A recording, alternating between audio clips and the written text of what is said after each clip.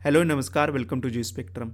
तो इंडिया ने फाइनली अपनी K4 मिसाइल का सक्सेसफुल ट्रायल कंडक्ट कर लिया और उसमें हम सफर है। यहाँ पे आप देख सकते हैं India test K4 missile with 3500 kilometre range from nuclear power submarine. जी हाँ, न्यूक्लियर पावर सबमरीन से हमने इसको लॉन्च किया और सक्सेसफुली इसको हासिल किया, जो कि बहुत अच्छा है इंडिया के लिए। बहुत ज़्यादा इसको बेनिफिट होने वाला और काफ़ी ज़्यादा मैं कहूँगा कंसर्निंग है अदर कंट्रीज़ के लिए। जैसे आप देख सकते हैं bad news for Pakistan, China, Bangladesh as after land air.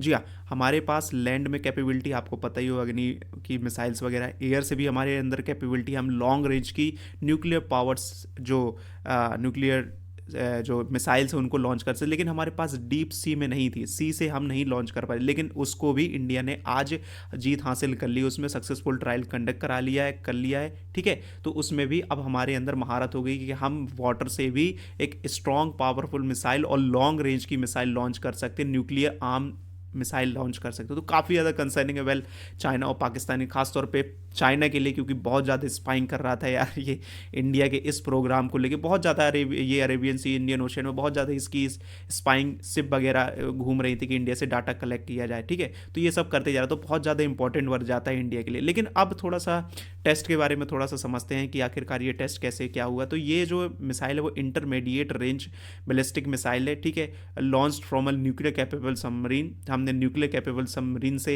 Launch की थी, जिसका नाम अरिघात है, जो हमारी न्यूक्लियर आर्म सबमरीन है। उससे बे ऑफ बंगाल में हमने ट्यूसडे की रात को हमने ये ट्रायल कंडक्ट कराया, और जो कि सक्सेसफुल रहा। ठीक है, विशाखापट्टनम के पास से, वहाँ के कोस्ट के पास से हमने ये ट्रायल कंडक्ट कराया। तो बहुत ज़्यादा मैं कहूँगा ये अच्छा इंडिया के लिए एक इतना अच्छा लेवरेज प्रोवाइड करता है कि जिसकी आप कोई सोच नहीं सकते, क्योंकि इंडिया आप चुनिंदा देशों में इनमें आ चुका है। ठीक है, लेकिन भाई थोड़ा सा समझते हैं कि आखिरकार ये K4 मिसाइल इतनी ज़्यादा स्पेशल की है, क्या है इसमें खास बात। देखिए, जैसा कि मैंने आपको पहले बताया कि इंडिया के पास कैपेबिलिटी पहले थी लैंड से और एयर से हम अपने न्यूक्लियर मिसाइल्स को, लॉन्ग रेंज मिसाइल को लॉन्च कर सकते हैं। ठीक है, डीपली हम उनको अटैक कर सकते हैं। ठीक है, आपको लैंड से तो पता ही होगा, अग्नि के वेरिएंट, अग्नि के हमारे जो वेरिएंट है वो 5,000 प्लस की रेंज रखते हैं। ठीक है, पूरे पाकिस्तान को, पूरे चाइना को, ठीक है, पूरे चाइना को कवर करके रखते हैं पूरे। तो ये वहाँ से कोई दिक्कत नहीं, वहाँ पे बहुत अच्छा हमको लेवरेज था, एक अच्छा एड्स था हमारे पास। लेकिन हम थोड़ा सा कहीं ना कहीं पीछे हो रहे थे सबमरीन वगैरह से, डीप सी वाटर से। क्योंकि देखिए, हाइपोथेटिकली स्पीकिंग, अगर कभी भी अटैक होता है कहीं पे भी इंडिया में, अगर अटैक होता है और इंडिया की जो जहाँ पे मिसाइल्स ये अग्नि वगैरह रखी है, लॉन्च पैड वगैरह में अटैक हो जाता है, तो इंडिया के लिए काफ़ी ज़्यादा खतरा हो जाता है। लेकिन अगर हम सबमरीन से भी लॉन्च कर पाते हैं ऐसी मिसाइलें, तो इंडिया, कोई भी कंट्री हो, बहुत ज़्यादा लेवरेज लेती है। क्योंकि आपको पता है सबमरीन वगैरह डीप वाटर रहती है, इनको जो है रडार में चूज़ करना, सैटेलाइट वगैरह से ट्रैक करना बहुत ज़्यादा मुश्किल हो जाता है। तो यहाँ से अगर आप लॉन्च करते हैं कोई भी मिसाइल, तो पिन पॉइंट एक्यूरेसी के साथ वो दुश्मन पे अटैक कर सकती है। तो यहाँ पे बहुत ज़्यादा एज कम था इंडिया के, लेकिन अब उस चीज़ को इंडिया ने काउंटर कर लिया। ठीक है, लेकिन देखिए, इससे पहले इंडिया के पास ऐसा नहीं था कि इंडिया के पास थी। इंडिया के पास थी 700 से 750 किलोमीटर की रेंज की SLBM यानी सबमरीन लॉन्च्ड बैलिस्टिक मिसाइल थी, लेकिन वो उतनी खास नहीं। देखिए, 700 750 से कुछ नहीं होती। देखिए, पाकिस्तान को कवर कर सकते हैं, लेकिन उसके लिए भी आपको अरेबियन सी वगैरह में अपनी पनडुब्बी लेके जानी पड़ेगी, वहां जाके आपको करना पड़ेगा। लेकिन इस मिसाइल से क्या है, K4 मिसाइल से आप 3500 किलोमीटर तक की रेंज को कवर कर सकते हैं। अगर आपकी सबमरीन,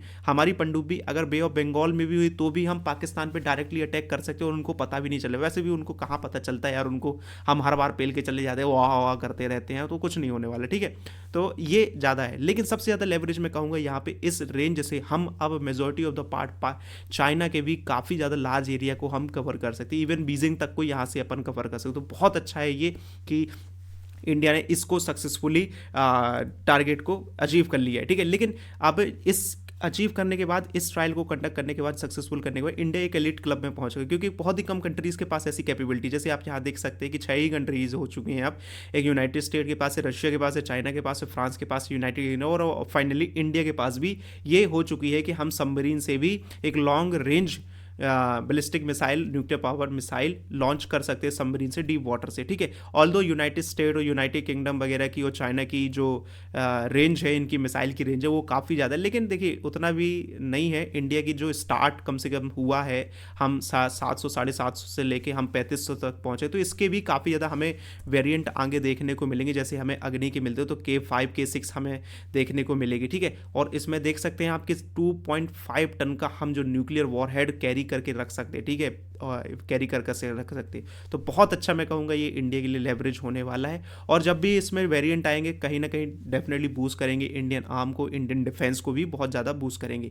लेकिन अब थोड़ा सा समझते हैं यार, क्योंकि मैंने जैसे वीडियो के आपके स्टार्टिंग में बताया था कि चाइनीज़ स्पाई बहुत ज़्यादा इंटरेस्टिंग थी। यहाँ पे क्या था, इंडिया क्या है 2-3 महीने से लगभग प्लान में था कि हमको ये ट्रायल कंडक्ट कराना है K4 का, ठीक है, K4 का। जैसे 2024 से इन्होंने K15 का ट्रायल चालू किया था कि K सीरीज़ को हम आगे बढ़ाएंगे इस मिसाइल्स को सबमरीन से। तो चाइना बहुत ज़्यादा इसमें वो हो गया कि यार हमको डाटा कलेक्ट करना है, यार इंडिया की मिसाइल्स वगैरह के बारे में पता करना है। तो देखिए 4 यहाँ पे देख सकते हैं 4 Chinese spy ships in the Indian ocean. बहुत ज़्यादा ये लोग अपनी इन्वॉल्वमेंट रखने लगे थे कि इंडिया डाटा को कलेक्ट करना था, इंडियन मिसाइल डाटा को कंडक्ट करना था, ठीक है। बहुत ज़्यादा ये लोग यहाँ पे इन्वॉल्वमेंट दिखा रहे। तो इंडिया क्या कर रहा था, 3-4 महीने से ये नोटम जारी करता। नोटम आपको पता ही हो, नोटिस फॉर द एयरमैन, मतलब यहाँ का क्लियर एरिया करना पड़ता है आपको, अगर कोई भी टेस्ट करना है तो नो फ्लाइंग जोन बनाने पड़ते हैं, ठीक है, ताकि प्लेन वगैरह ना वहाँ से आए, तो वो सब करना पड़ता है। तो इंडिया लॉन्च करता था नोटम, और उसके बाद जब उसको पता चलता है इंडिया को कि स्पाइंग वगैरह की सिप आई हुई है चाइना की, तो उसको कैंसिल कर देते 11th आवर मतलब एग्जैक्ट मोमेंट पे इंडिया कैंसिल कर देते। तो ये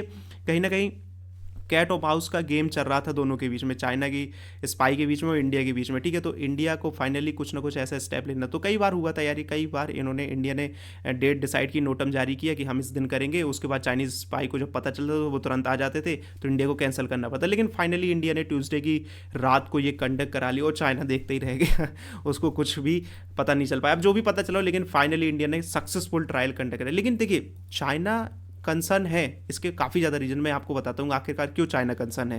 तो देखिए यहाँ मैं आपको बताता हूँ कि चाइना की आखिरकार क्यों इतनी ज़्यादा लगी हुई है, क्यों इतना ज़्यादा कंसर्न है और डर रहा है। तो यहाँ पे अगर मैं रेंज डालूँ अपनी मिसाइल की, जैसे मैंने बताया कि 350 मतलब 3500 की लगभग रेंज है हमारे K4 मिसाइल की। तो यहाँ पे मैं 3500 की रेंज डालता हूँ। तो देखिए यहाँ पे जब हम बे ऑफ बंगाल में हमारी जो मिसाइल जब कैपेबल होगी सबमरीन वगैरह में, तो देखिए हम चाइना का कितना सारा एरिया हम कब अपनी रेंज में ले सकते हैं, मतलब कहाँ कहाँ तक इंडिया हिट कर सकता है चाइना को, ठीक है। पूरे लगभग इनके पार्ट को हिट करता है। ऑफकोर्स पाकिस्तान को तो पेल ही सकते हैं यार, यहाँ से कहीं से भी, पाकिस्तान को तो यार यहीं से कहीं से भी पेल सकते हैं, है ना कोई दिक्कत ही नहीं है पाकिस्तान को पेलने। ऑफ कोर्स बांग्लादेश में जो चल रहा है, तो बांग्लादेश तो समझ ही रहा है कि उसको साथ, लेकिन मेन हमारा जो था, जो टारगेट है वो चाइना तक पहुंचना था, ठीक है। तो हम चाइना तक पहुंच सकते हैं अगर हम थोड़ा सा और अपने बे ऑफ बंगाल से थोड़ा सा और आगे अगर हम चले जाएं, थोड़ा म्यांमार वगैरह के पार्ट को हम सबमरीन को ले जाते हैं, ऑफकोर्स वहाँ पे भी कोई दिक्कत नहीं होगी, यहाँ पे अपन आ जाते। तो चाइना के काफ़ी ज़्यादा पार्ट यहाँ पे आप बीजिंग वगैरह है जहाँ पे सी जिनपिंग खुद बैठते हैं, तो वहाँ तक भी हम पहुँच सकते हैं, ठीक है। यहाँ तक हम पूरी मिसाइल अपनी ले जा सकते हो। तो देख सकते हैं आप, इसीलिए चाइना इतना ज़्यादा कंसर्न था इंडिया के इस टेस्ट को लेके कि कहीं इंडिया इसको सक्सेसफुली ना कर ले तो हमको दिक्कत बन जाए, ठीक है। तो आप यहाँ पे आप समझ सकते हैं कि चाइना आखिरकार क्यों डर रहा था, मतलब डर तो नहीं रहा था, कितना ज़्यादा कंसर्न था, और थोड़ा सा उसको लग रहा था कि यार भाई इंडिया कहीं करना लेकिन, तो इंडिया ने फाइनली कर लिया है। अब तुम हमारी पूरी रेंज में हो, ठीक है, अभी तो हमें और ज़्यादा इसके वेरिएंट करने हैं, तब क्या करोगे तुम, ठीक है। तो ये इसीलिए कंसर्निंग का पॉइंट था।